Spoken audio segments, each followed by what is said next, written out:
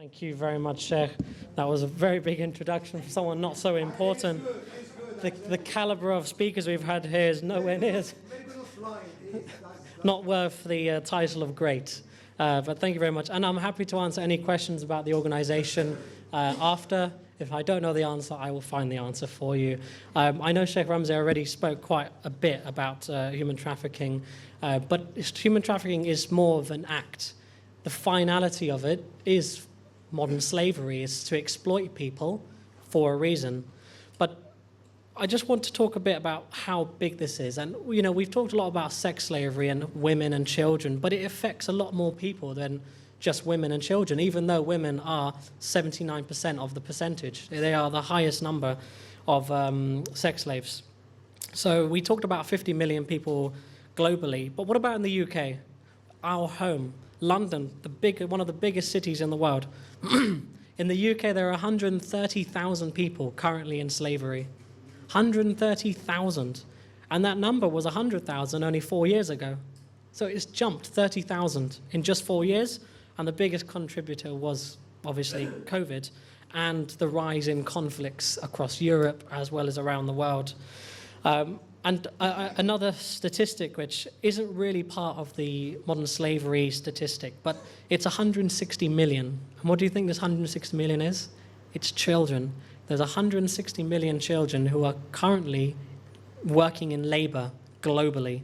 And this is not considered human trafficking, even though some of it is forced, some of it is due to the poverty-stricken areas that they may live in. But I just wanted to bring that part up because it is a very important thing that we should all work on.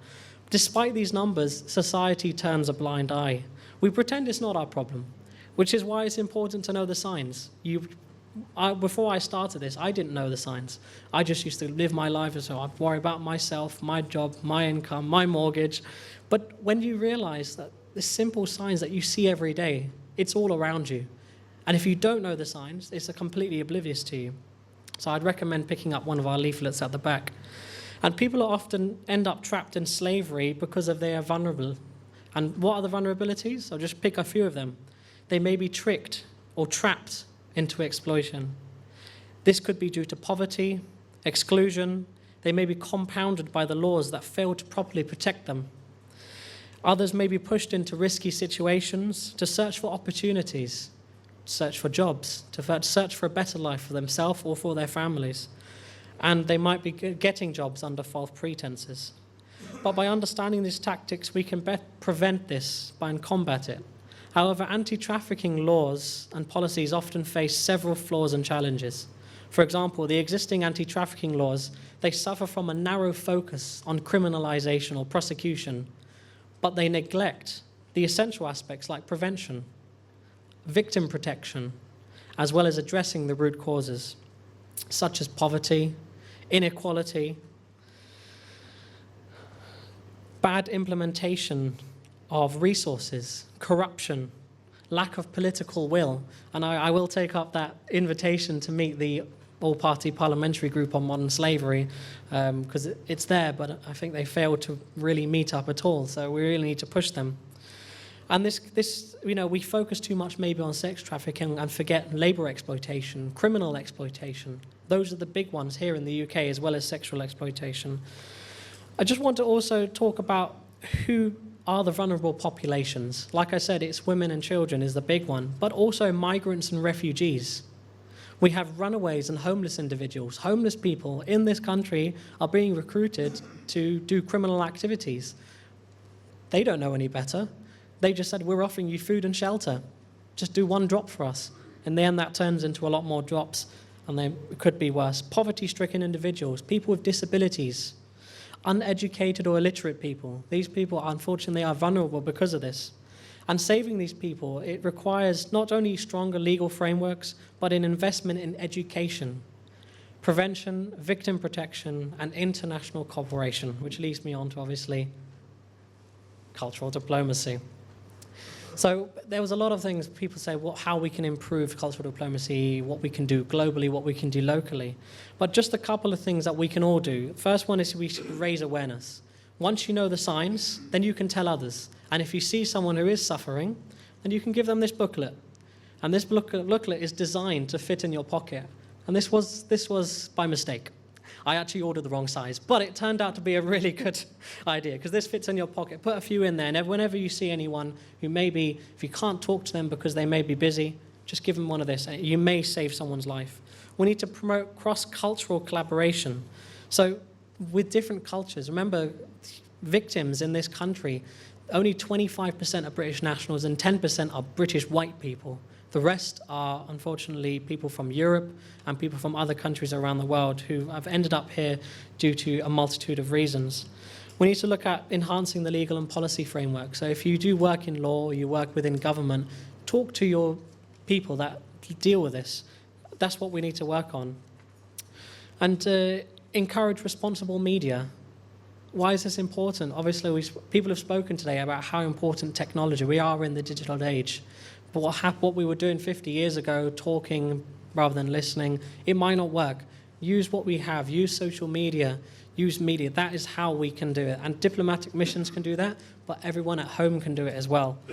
So I just want to pick up one quote, which is I've put on my business card, which is in my pocket. And this is one of my favorite quotes. If you have one of these, you'll know it. And this is from a very good friend of mine. Yeah, someone might know who he is.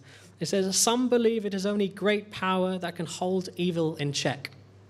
But that's not what I have found. I have found it is the small, everyday deeds of ordinary folk that keep the darkness at bay, small acts of kindness and love. And that kindness can be just giving someone, telling people the signs, doing whatever you can to spread awareness about this issue, spread awareness about any issue around the globe or in the UK." And whoever wrote that quote, his name was Gandalf, by the way, from Lord of the Rings. I thought he has a lot of wisdom, and that was one of my favorite quotes. So I will leave it there because it's been a very long day, and I can talk for ages about a single piece of information. It's been a very long day. But yeah, please reach out to me. I'll be happy to answer any questions. Is anybody really would like to ask one question? I'm open to questions for me, anyone. I think Daniel, was it Daniel at the back? I think that's your name, isn't it? Yeah, you had a burning question. As quick as possible, please. My question Yes. is in relation to what we are doing, but I like to think of causes rather than finding solutions to problems. When you look at this country, when we wanted to move into the technological age, we brought in so many entertainment technologies to fill houses. But we had something that children were doing, social centers. All these centers got closed down. Mm-hmm. Now children are at home. But we've got working parents working from 9 to 5. What's your question, please? My question, working from 9 to 5, and also children finishing school at 3. In terms of a countrywide policy, what can be done? Because children have 2-hour gap where they don't have parents looking after them and nothing they are doing. What can be done as a countrywide policy? I can try and answer this. I know this doesn't directly relate to what I'm doing, but it is important when children leave school and they don't come home till late, they can get involved in bad activities and it will ruin their character as they grow up. I think the first thing we need to look at is the first teachers a child ever has is their own parents, if they have parents, which is the important thing. The parents should be teaching them the right way to do things and to come home as soon as possible or get involved in some after-school activities, which the school should arrange. I know the government haven't been great at funding youth places and youth centres and youth academies and extracurricular activities. That's something that's failing around the UK, which I think the Labour government can work on, put a bit more money into our young people. But that would be my answer. It should be the responsibility of the first teachers of the children, which is their parents. Thank you. Put your hand together for Javed. Thank you.